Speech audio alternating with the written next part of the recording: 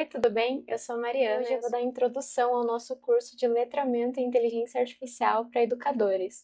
Então, nesse vídeo, a gente vai falar um pouquinho sobre o que é inteligência artificial, qual é a história dela, como que ela se desenvolveu e o porquê ela se desenvolveu, o que não é inteligência artificial, quais são os tipos, as principais aplicações, e a gente vai dar uma olhada também, uma pincelada nas potencialidades da inteligência artificial na educação.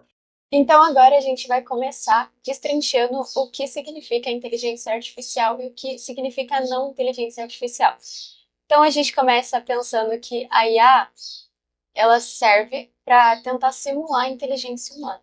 E a gente entende a inteligência humana como uma capacidade que a gente tem de se comunicar, de aprender, de reconhecer padrões e de resolver problemas, tudo isso através da nossa capacidade de memorização. Então a gente recebe uma informação, algumas a gente guarda por muito tempo e essas informações a gente consegue interligar elas e aprender, se comunicar, resolver problemas e reconhecer os padrões dessas informações que a gente recebe. A inteligência artificial, ela vem como uma tentativa de simular tudo isso daqui.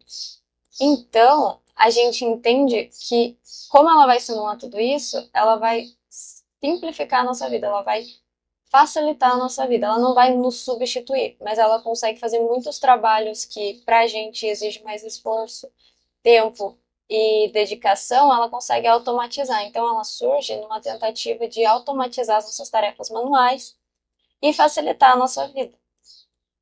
Como a gente tem a capacidade de memorizar e sempre que a gente recebe uma informação nova, a gente consegue ligar ela com informações passadas, a IA ela vem com esse mesmo objetivo. Então, a base do banco de dados, ela que seria a memória dela, sempre pode se expandir. Então, a gente pode sempre adicionar novas informações.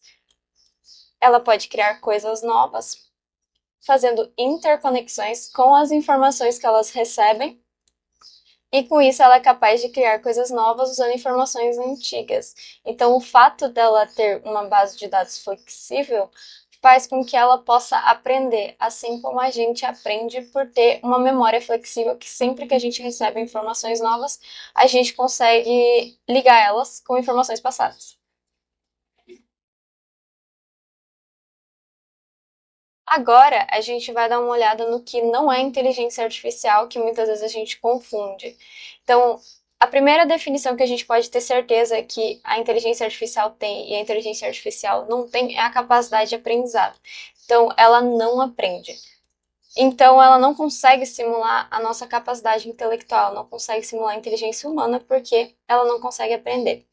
E alguns exemplos de coisas que as pessoas acham que é inteligência artificial, mas não é por não ter essa capacidade de aprendizado, são coisas pré-programadas. Uma coisa pré-programada, ela é desenvolvida para fazer a mesma coisa repetidas vezes. Então, ela tem um banco de dados que não vai se expandir, ela vai ser programada, criada para uma coisa específica e ela vai fazer só aquela coisa específica.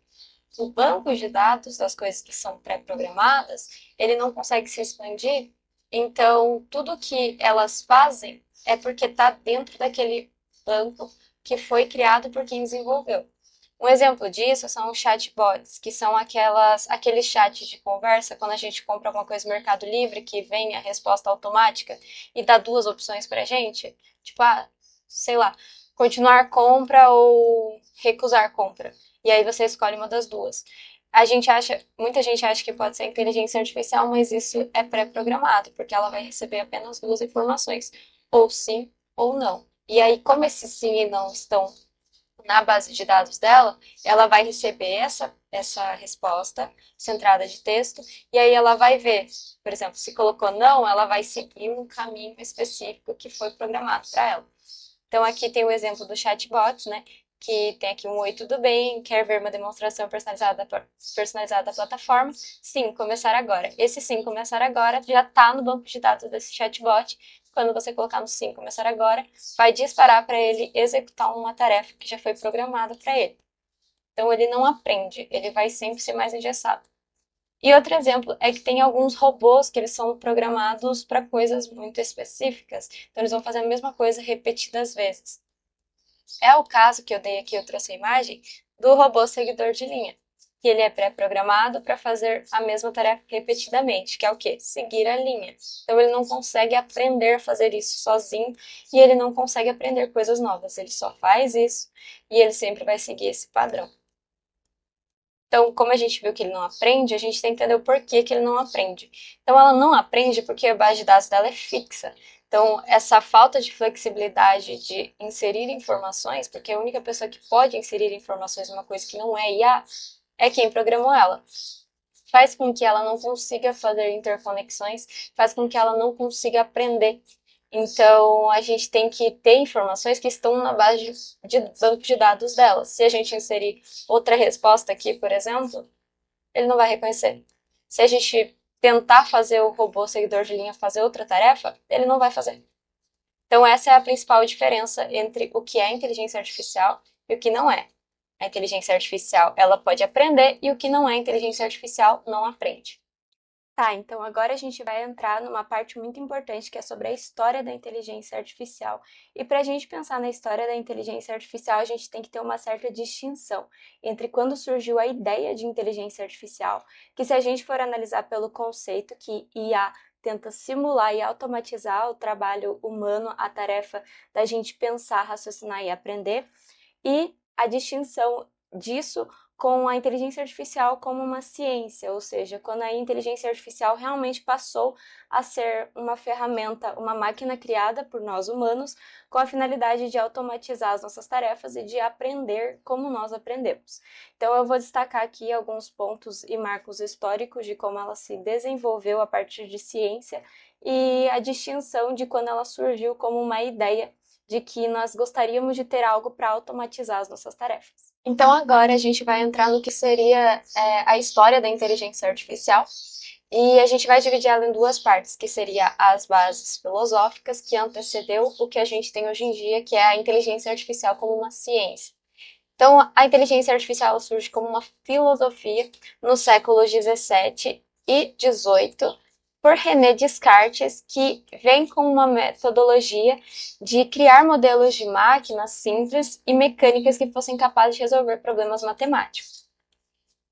E com isso surgem os primeiros autômatos, que eram máquinas capazes de realizar tarefas humanas. A palavra autômato vem de autonomia. Então, para a época, era um conceito bastante avançado, né? Você ter uma máquina mecânica que vai simular uma tarefa humana de forma autônoma.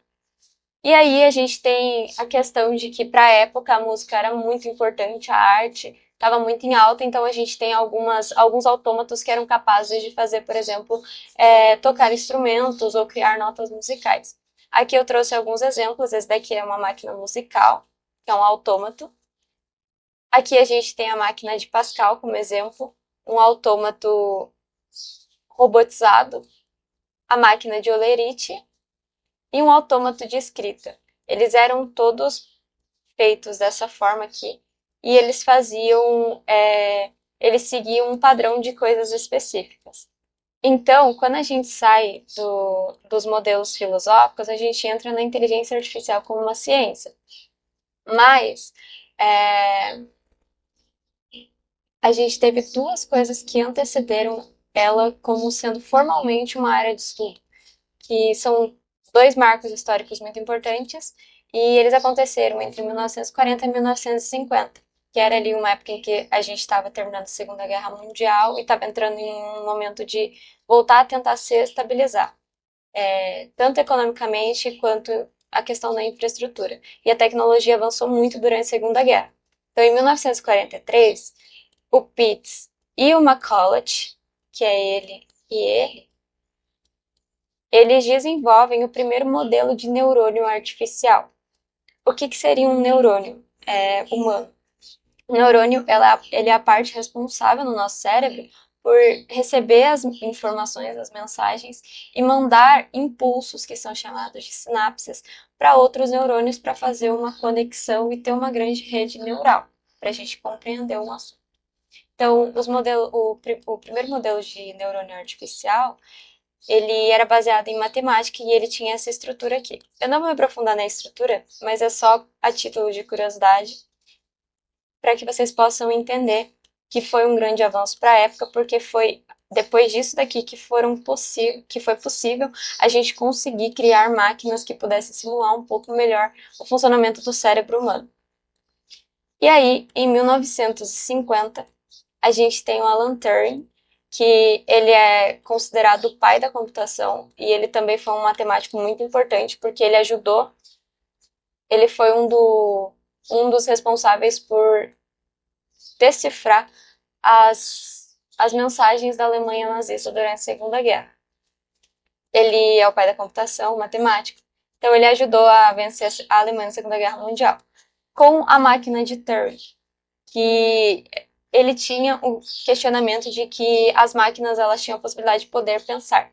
Então ele começa a fazer vários testes e ele desenvolve essa máquina aqui. E essa máquina ela foi capaz de pegar palavras-chave nas mensagens da Alemanha nazista e decodificá-las. Tem até um filme que é dedicado a ele, que se chama O Jogo da Imitação, que vai explicar um pouco melhor como que funciona a máquina e como que foi o desenvolvimento da tecnologia na época e como que ele conseguiu decifrar as mensagens da Alemanha nazista. Mas era basicamente, ela tinha toda vez que eles recebiam uma mensagem, eles iam guardando no banco de dados e aí essa máquina ela conseguia reconhecer as palavras desse banco de dados e fazer diversos cálculos para conseguir calcular a probabilidade de resposta e decodificar. Enfim, a ideia não é se aprofundar no funcionamento das máquinas que eu estou mostrando aqui a título de exemplo, é só para mostrar como a inteligência artificial ela foi evoluindo. E aí, em 1956, a gente tem a Conferência de Dartmouth, que reconhece a inteligência artificial como uma ciência.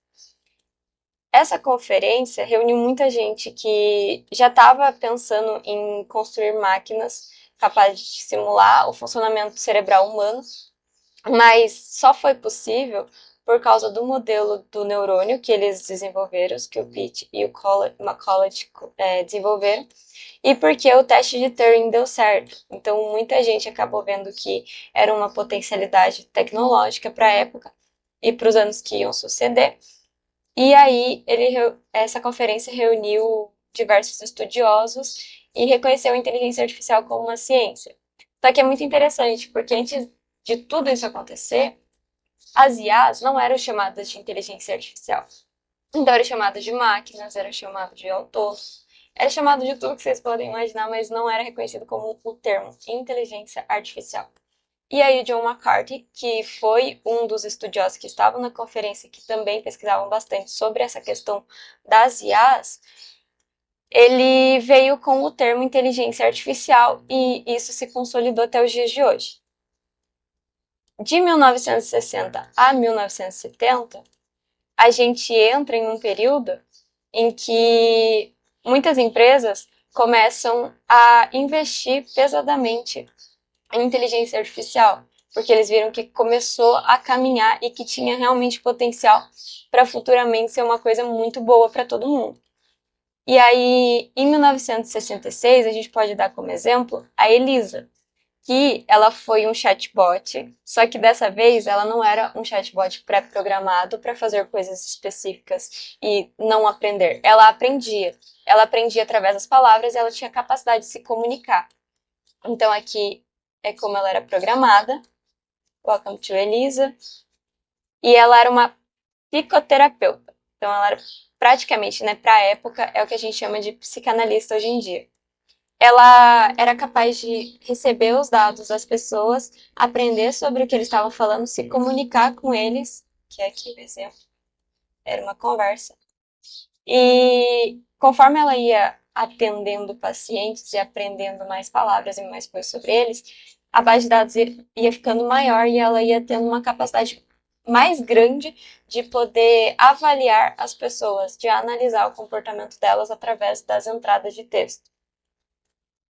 Em 1970 e 1980, a gente tem o que a gente chama de inverno das IAs, que foi um corte de investimentos e de gastos.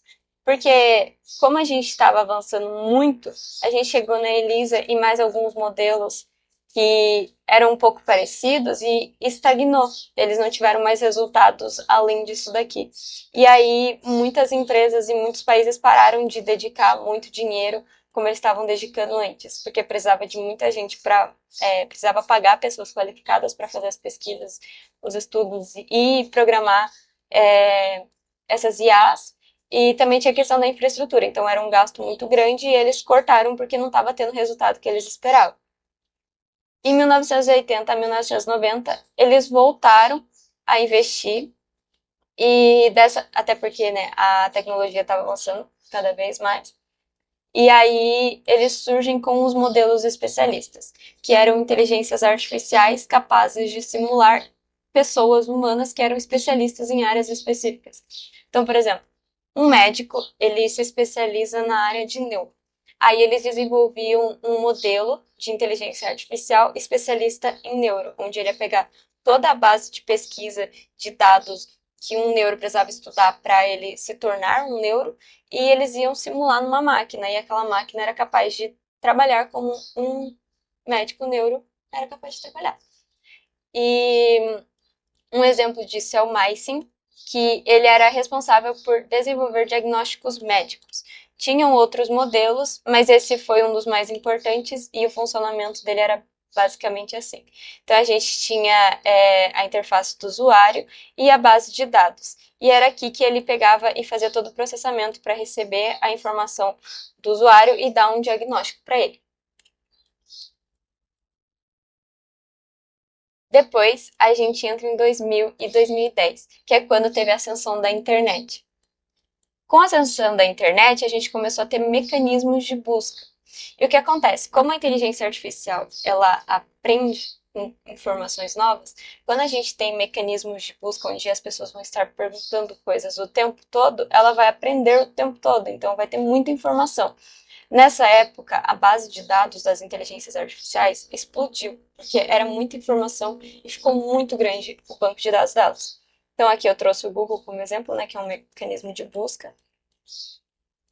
E aí tinham inteligências artificiais que estavam ali embutidas. As IAs, elas também são capazes de filtrar informações por palavra-chave.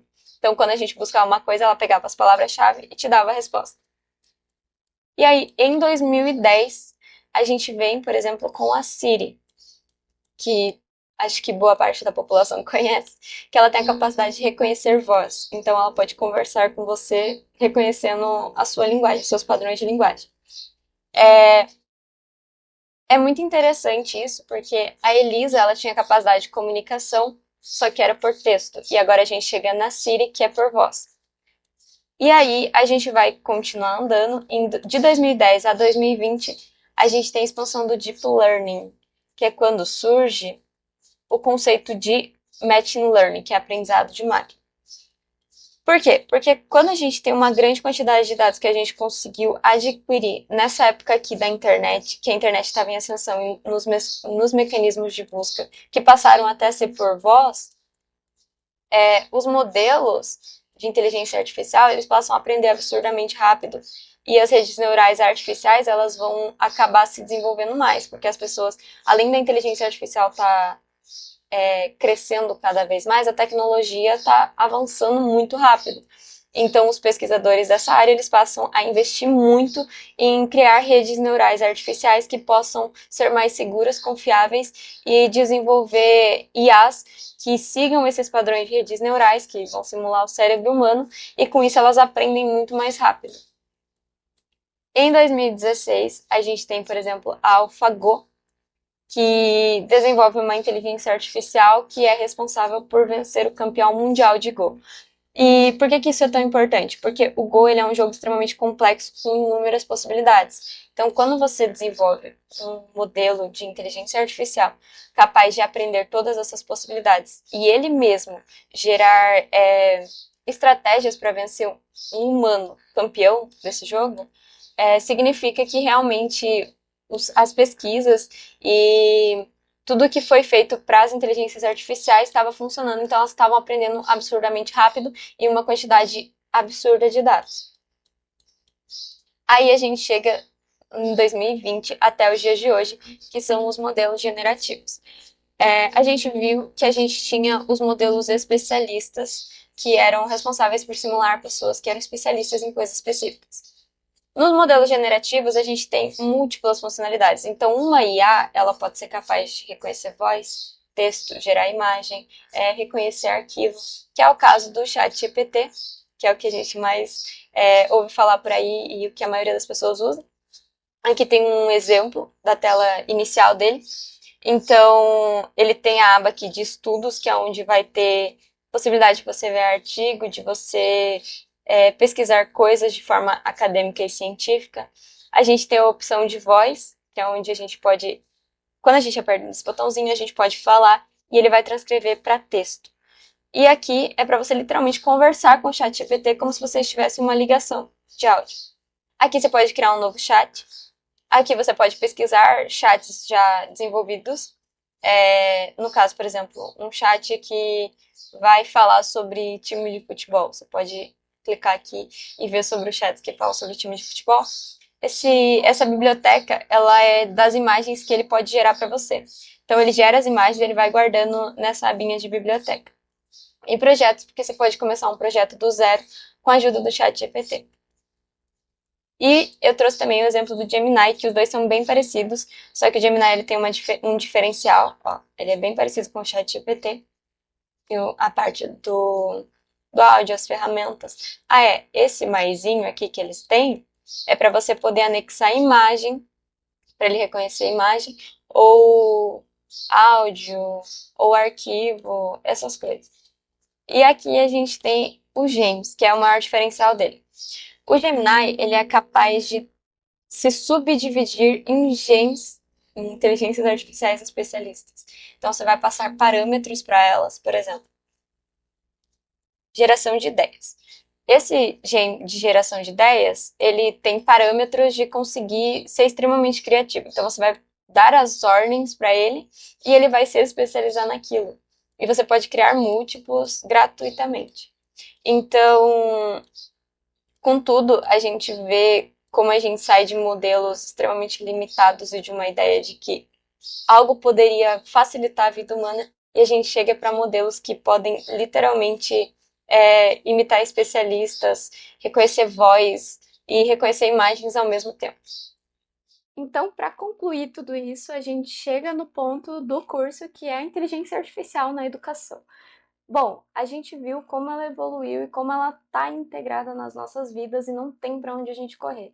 Então, a gente tem que começar a pensar em como utilizar essa ferramenta como um apoio para a gente poder facilitar a nossa vida, mas não uma bengala para a gente viver dependendo só dela. A IA, ela também é responsável hoje em dia, né, com essa questão dos modelos generativos.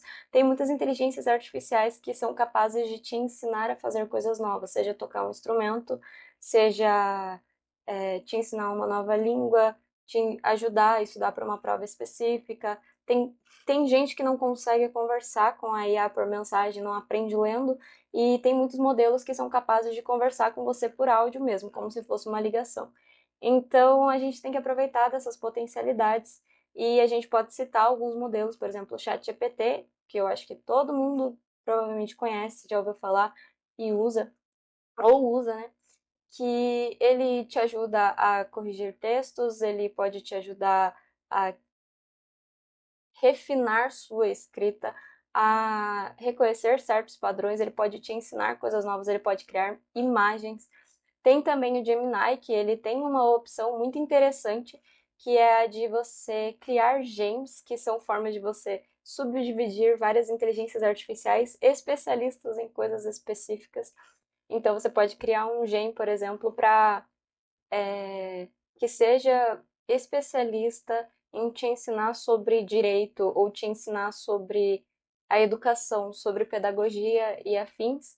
Tem também ferramentas que foram criadas especificamente para professores, que é o caso do Teach, que vai ser abordado no último módulo do curso, e de outras ferramentas de inteligência artificial que são feitas especificamente para professores. Então, a gente quer chegar em um ponto de que a gente não veja a tecnologia ou as inteligências artificiais como uma coisa para se correr, para se ter medo ou para a gente negligenciar, mas sim ver como uma oportunidade de aprimorar a nossa forma de encarar o mundo e como ele está avançando. Então a gente pode ver isso como uma oportunidade da gente aprender a lidar com a tecnologia e usar ela de uma forma eficiente que vai facilitar muito a nossa vida. No caso dos educadores e professores, a ideia desse curso é trazer para vocês uma base para que vocês possam utilizar a inteligência artificial para minimizar o tempo que vocês têm para preparo de aulas, para correção de tarefas e até mesmo para poder dedicar mais tempo às práticas pedagógicas e o contato com os alunos, porque isso faz total diferença. Ninguém gosta de ficar desgastado por trabalho, principalmente quando você tem que lidar com muitas pessoas ao mesmo tempo, que é o caso dos educadores e professores, tanto da base de escolas públicas quanto de escolas privadas.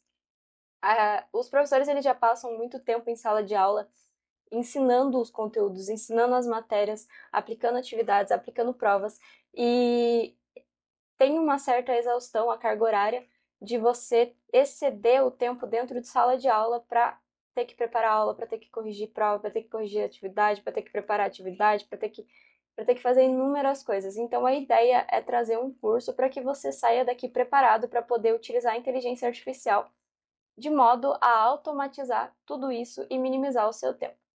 É isso, muito obrigada, espero que vocês tenham gostado do vídeo e tenham entendido.